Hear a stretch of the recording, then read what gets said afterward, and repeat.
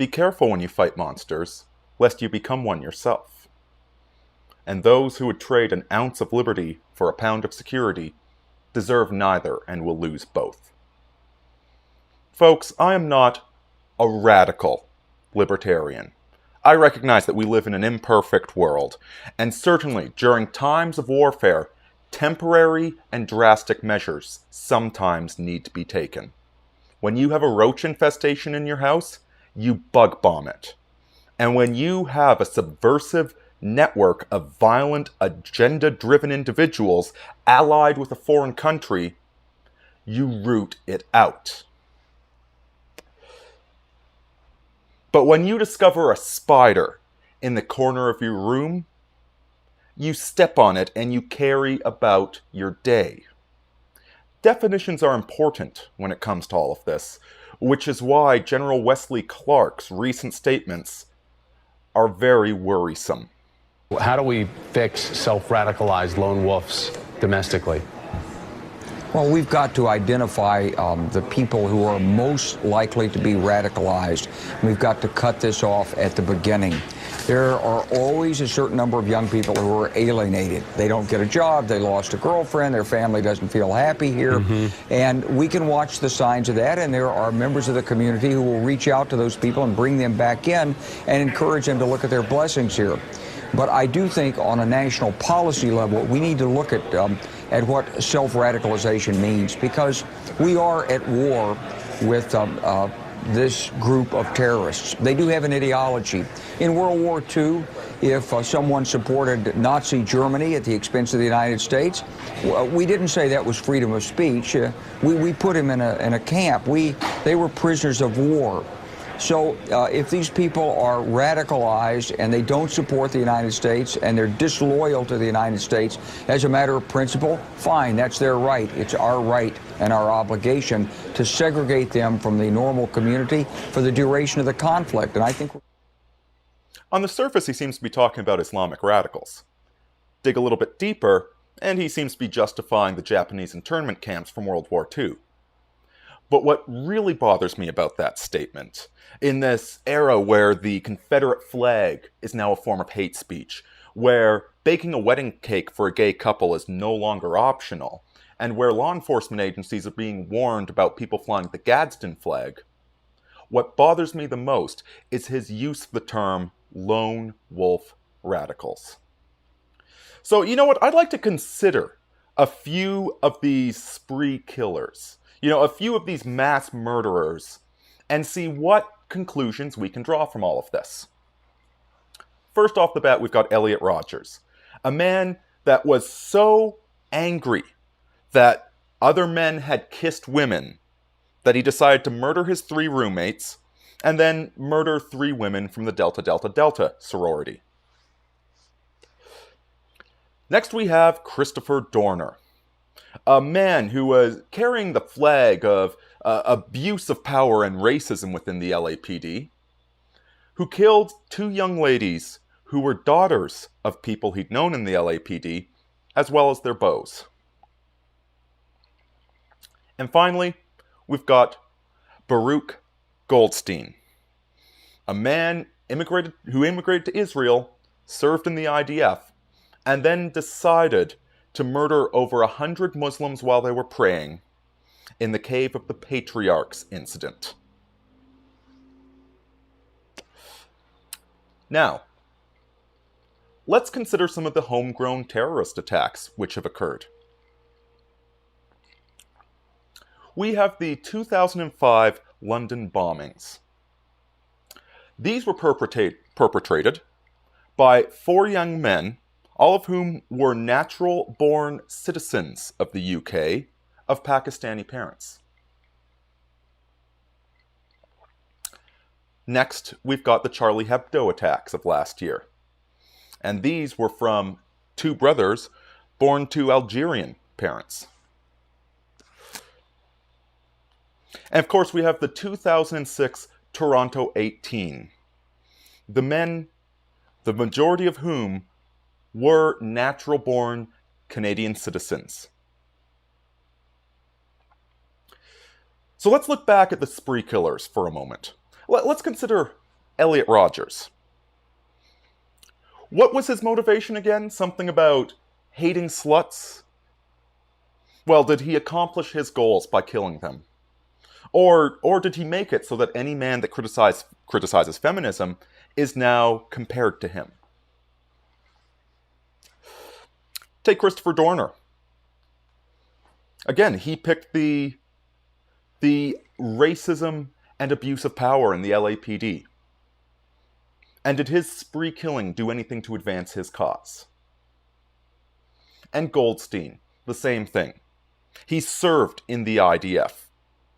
He certainly could have switched from being a medical doctor to being infantry if he so desperately wanted to kill Islamic terrorists that were trying to destroy the Israeli state. Each one of these guys, rather than trying to achieve their ends, they were just looking for an excuse to kill people.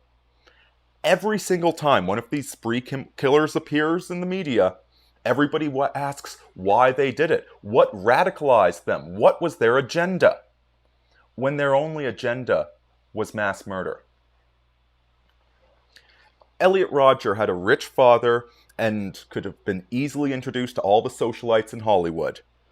You can listen to his videos, you can read his manifesto. This kid was invited to parties. The only reason that he couldn't meet a woman is because he was terrible with women. He was weird and creepy and everyone could smell killer all over him. Christopher Dorner lives in a city where there are thousands of lawyers looking to make a paycheck suing the government over racism and abuse of power by the LAPD. And yet he decided to murder people tangentially connected to the LAPD. And, of course, Goldstein. Rather than killing Islamic terrorists, which he would have gotten medals for doing, he killed a bunch of Muslims that were praying. Men, women, and children. Indiscriminate murder. Now, let's consider these terrorist attacks and ask ourselves, what is the goal of these terrorist attacks? And were they successful?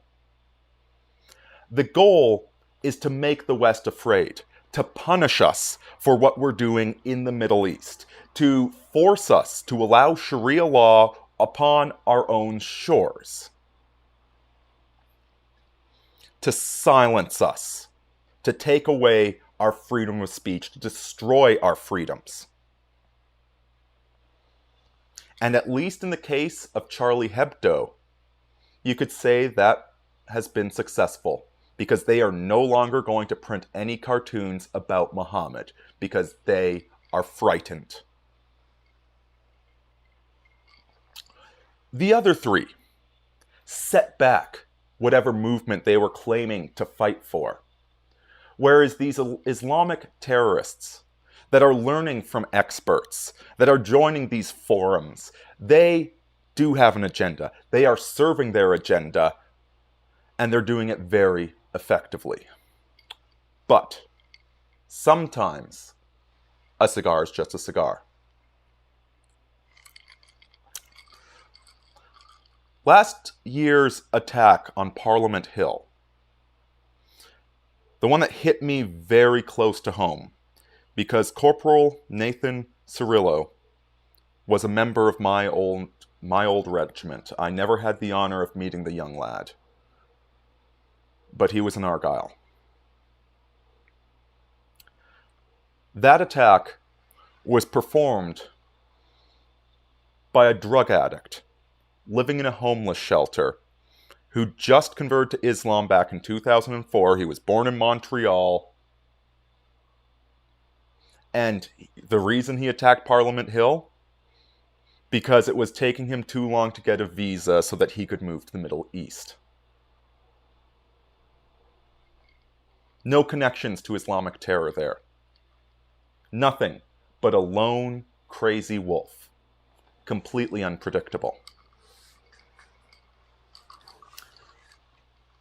So, General, let me explain something to you. First, these These FEMA internment camps that you're talking about for anybody that disagrees with the government, aside from the hypocrisy of the fact that you're a member of a party which used to say that disagreement is patriotic, first of all, that's not our way. That's not how Western countries behave. That's not how civilized countries behave. We deal with legitimate threats that need to be dealt with.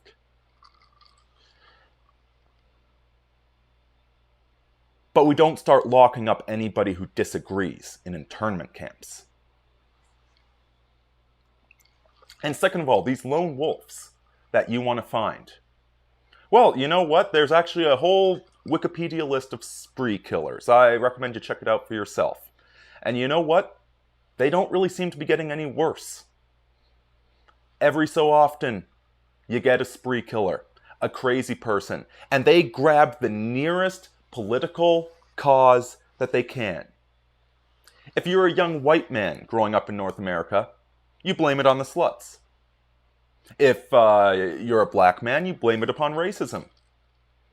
If you're an Israeli Jew, you blame it upon Muslims. At the end of the day, these people just want to murder. They have no agenda. Their agenda is just an excuse for the crimes they commit. And you cannot predict this with any type of reasonable security apparatus without destroying the very freedoms that Islamic radicals want to destroy in the first place.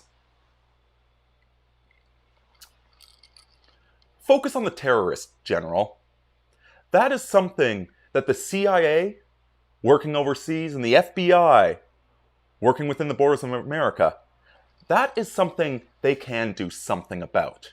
And temporary measures to deal with this enemy while the war is going on, and arresting them for sedition, that is all perfectly reasonable and civilized. But locking up anybody who disagrees with the government because they might become a lone wolf terrorist, well, I think we know who the monster is in that scenario. We don't defeat Islam by destroying ourselves. Aurini out, folks.